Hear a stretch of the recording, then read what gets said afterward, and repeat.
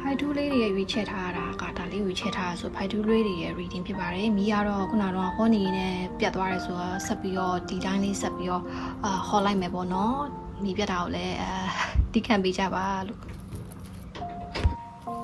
ဆိုတော့ဖိုက်တူးလေးတွေရဲ့ single love reading ပေါ့နော်ဒီ January reading ကိုကြည့်ပေးမှာဖြစ်ပါတယ် single လေးတွေနောက်ထပ်ဘာတွေကြုံတွေ့ရဖို့ရှိလဲဆိုတာကို spirit ပြောပေးပါအောင်ရှင်ဒီ fight to လေးတွေရဲ့ oh my gosh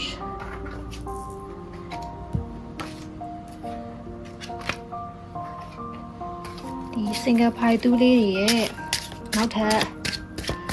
ဘာတွေကြုံတွေ့ရဖို့ရှိလဲဆိုတာကို spirit ပြောပြပေးပါဦး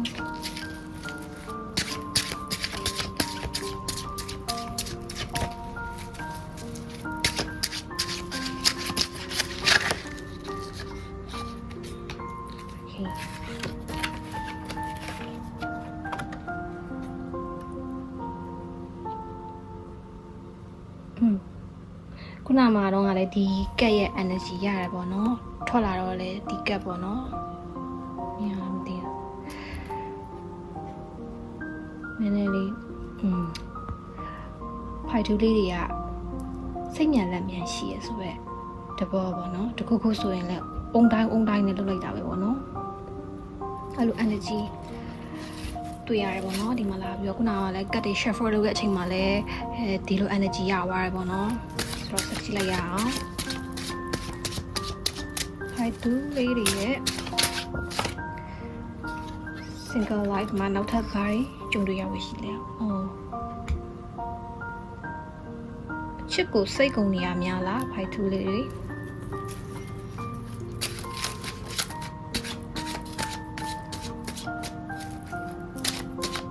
ဖိုက်တူလေးတွေနောက်ထပ်ဘာတွေကြုံရဖို့ရှိပါသလဲ single လေးတွေအတွက်နောက်ထပ်ဘာတွေကြုံရဖို့ရှိပါသလဲဟု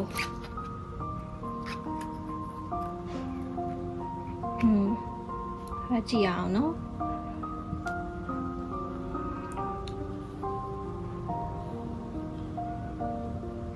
ဒီဖိုက်တူးလေးတွေကလေကြည့်ရတဲ့လောက်တော့အချစ်ကိုစိတ်ကုန်နေတဲ့သူဖြစ်တယ်ပေါ့နော်ပြီးတော့ဒါပေမဲ့လည်းကိုကရရောတဲ့သူဖြစ်တယ်ပေါ့နော်ရရောတဲ့သူဖြစ်တယ်ကိုရဲ့တငယ်ချင်းတွေနဲ့ပဲလောစိမ်မှာတော့ပျော်ရွှင်နေရပေါ့နော်အဲ့လိုလာပြရတယ်ပေါ့နော်လောစိမ်တော့ဆက်ကြည့်လိုက်ရအောင်ဖိုက်တူးလေးတွေဘာတွေကြုံရဖို့ရှိတယ်လဲ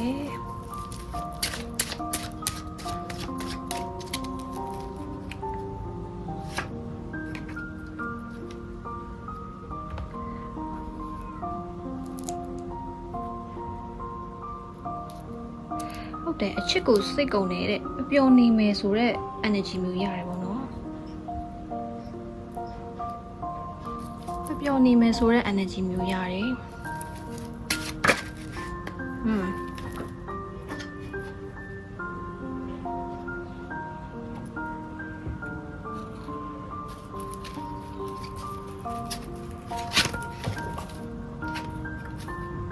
ကတ်တွေကချော်ထွက်နေပါလားဖိုက်တူးလေးကြမှာပဲ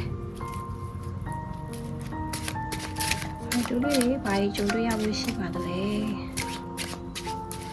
ကိုကတခုခုဆိုအမျိုးကအခြေထက်တငယ်ချင်းတွေကိုပဲပို့ပြီးတော့အခွင့်အရေးပေးဖြစ်လိမ့်မယ်တငယ်ချင်းတွေပဲပို့ပြီးတော့ဦးစားပေးဖြစ်လိမ့်မယ်ပေါ့နော်ဒီကတ်တွေရဲ့နမိတ်ရက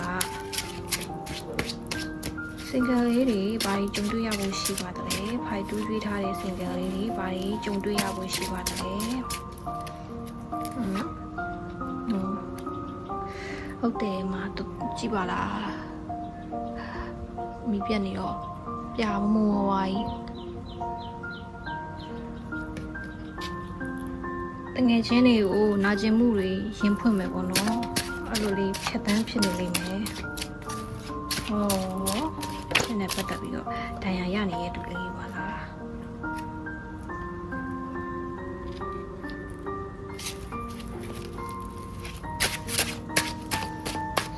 ဖိုက်တူးလေးတွေရွေးချယ်ထားတဲ့စင်ကယ်လေးတွေဘာလို့ကျူလို့ရဖို့ရှိပါလဲโอเคမကတ်ကြရတယ်ဟုတ်တယ်အရှိမပြောခဲ့သလိုပဲပေါ့နော်တကယ်ကိုအချစ်နဲ့ပတ်သက်ပြီးတော့စိတ်တန်ရာရနေတဲ့ကလေးလေးတွေဖြစ်နေရပေါ့နော်ဖိုက်တူးလေးတွေကမှတွေ့လားပိတ်မိနေရတန်ရာတွေကနေရုံမထွက်နိုင်ခြင်းတော့ဒီလိုပဲဆက်ပြီးတော့ဖြစ်နေမယ်ပေါ့နော်ဒီမှာအချစ်နဲ့ပတ်သက်ပြီးတော့စိတ်ကုန်နေတဲ့ကလေးလေးတွေဖြစ်နေတတ်တယ်ပေါ့နော်ဖိုက်တူးလေးတွေကဆိုတော့ကိုယ့်ရဲ့အခင်မင်းဆုံးတငယ်ချင်းတွေမိတ်ဆွေတွေနဲ့ပဲကိုဟာပြတ်တန်းဖြစ်လိမ့်မယ်ပြီးတော့ပျော်ရွှင်ဖြစ်လိမ့်မယ်ပေါ့နော်တငယ်ချင်းတွေကိုကိုခံစားရတယ်ကိုရင်ဖွင့်လိုက်နဲ့အချစ်ကိုစိတ်ကုန်းလိုက်နဲ့ကိုဘာသာကိုတရားလေးကိုဘာသာကိုပြပြဆဆုံလေးဖြစ်နေတတ်တယ်ပေါ့နော်ဆိုတော့ဖိုက်တူးလေးတွေတော့ဘာတွေပြောစရာကြံပါသေးတယ်လဲဖိုက်တူးလေးတွေတော့ဘာတွေပြောစရာကြံပါသေးတယ်လဲโอเค